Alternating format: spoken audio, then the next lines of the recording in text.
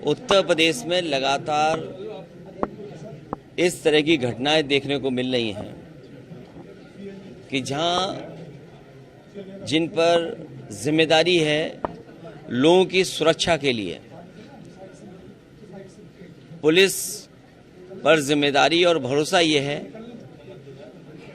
कि वो जनता की सुरक्षा करेंगे, लेकिन क्या परिस्थितियां बनती हैं। और ये पहली घटना नहीं है जहां पर पुलिस को आत्महत्या करनी पड़ रही है। कई सूचनाएं प्रदेश से आ रही हैं जगह जगह से, जहां पर पुलिस के लोगों को दबाव में काम करना पड़ रहा है और दबाव के कारण उन्हें ऐसे कदम उठाने पड़ रहे हैं। कई घटनाएं ऐसी हैं जहां पर उंगली उठी है पुलिस पर। मुझे याद है पिछली जब सरकार बनी थी भारतीय जनता पार्टी की, एटा की घटना में पुलिस को जेल जाना पड़ा। आज जब मैं आपसे बातचीत कर रहा हूं, कुछ जगह से खबर आ रही है बस्ती की तरफ से कि 50 लाख की फिरौती के लिए एक बेटे को उठा लिया गया। लखनऊ में ये घटना है कि जहां पुलिस की गाड़ी से एक बच्चे को कुचल करके मार दिया गया और जब परिवार के लोग न्याय मांग रहे हैं तो पुलिस धमकी दे रही है कि उन्हें जेल भेज दिया जाएगा। और ये पहली घटना नहीं है उत्तर प्रदेश में, ऐसे कई जगह हैं जहां पर पुलिस पर प्रश्न लगे हैं। और प्रश्न क्यों नहीं लगे? क्योंकि पुलिस से पॉलिटिकल काम लिया जा रहा है। अभी जो चुनाव हुए हैं उसमें पूरी पुलिस की जिम्मेदारी थी कि सरकार को चुनाव जिताएं।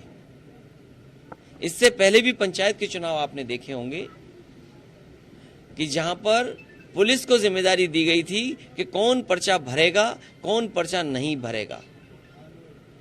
दुख है इस बात का कि जिसने पढ़ाई कर करके, मेहनत कर करके और परीक्षा पास कर करके नौकरी पाई हो, और नौकरी इसलिए पाई कि वो जनता की सेवा करना चाहती थी, लेकिन किन परिस्थितियों में उसे आत्महत्या करनी पड़ गई।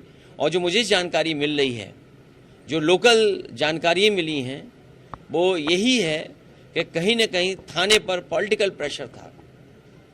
और जो सरकार दूसरों पे आरोप लगाती थी कि जात के आधार पे काम हो रहा है, आप उत्तर प्रदेश में एक कोने से दूसरे कोने तक देख लीजिए। क्या मुख्यमंत्री के जाति के लोग नहीं बैठे हैं? क्या मुख्यमंत्री जी के जाति के लोग अन्याय नहीं कर रहे? और जिस जिले में ये घटना हुई है उस जिले में ऊपर से नीचे पुलिस कप्तान कौन है? क्या मुख्यमंत्री की जाति के नहीं है? उस थाने में जो अभी पोस्टिंग पाकर के आए, क्या वो मुख्यमंत्री की जाति के नहीं है? तो जो लोग आरोप लगाते थे दूसरे दलों पर, आज उत्तर प्रदेश में एक कोने से दूसरे कोने पर देख लें, मुख्यमंत्री की खुद जाति के लोग बैठ करके अन्याय कर रहे हैं। इलाहाबाद में 5 लोगों की हत्या हो गई हो और पुलिस सो रही है।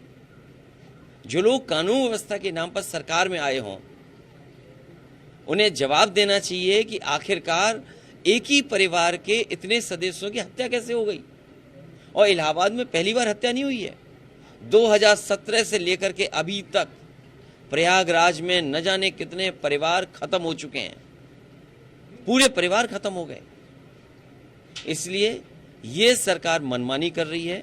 इस सरकार में लोकतंत्र की हत्या हो रही है और हमें उम्मीद है कि इस परिवार को न्याय मिलेगा। आने वाले समय में जो सदन चलेगा, मैं इस परिवार को भरोसा दिलाता हूं, इस घटना को लेकर के समाजवादी पार्टी और उत्तर प्रदेश में जो घटनाएं लगातार हो रही हैं उनको लेकर के सदन में सरकार के सामने सवाल खड़ा करेगी।